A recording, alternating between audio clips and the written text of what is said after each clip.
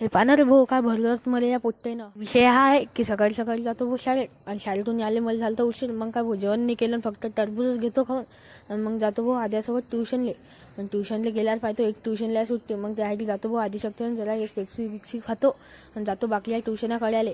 आणि ट्युशन झाल्यावर जातो घरी. आणि घरी गेला मी जेवण नव्हतं केलं तर मग आता घेतो जेवण करून. आणि जेवण झाल्यावर मी बसतो फटकीने अभ्यास आले. आणि अभ्यास झाल्यावर मग जातो मी ग्राउंडवर. त्याच्या अक्षर सारे गेले होते. ग्राउंडवर त्याची जराकभर खेळतो. आणि तेवढ्यात अक्षर मला म्हणते की मला नेट दे, मला मोबाईलमध्ये गेम डाउनलोड करणं आहे. मग काय देतो त्याला नेट, मोबाईलमध्ये तो करतो गेम डाउनलोड. आणि मग रस्त्यानं जातो तर आम्ही पोट्टे हे पा काय करून आलतो. तर कुत्रा आमच्या अंगावर भुकलं तर मग आम्हीच त्या कुत्र्या मागे लागलो.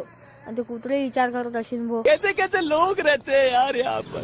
मग जातो भाऊ आम्ही मंदिरात. आणि हा अक्षरशः आम्हाला कोणत्या रस्त्याने नेऊन आलता. पुरा अंधारकीट होता त्या रस्त्यानं. कसं मसं करत जातो भाऊ मंदिरात. आणि मंदिरात दर्शन घेतो. दर्शन घेतल्यावर जरसं बाहेर काय आलो त्यात पाहतो हे पोट्टेनं मंदिरालाही नाही सोडलं ना भाऊ खेळायला. मंदिरातही खेळून आली. आणि त्यात मग आदित्यनं अक्षर घेतात भाऊ 4 प्रसाद. आता खा बापा.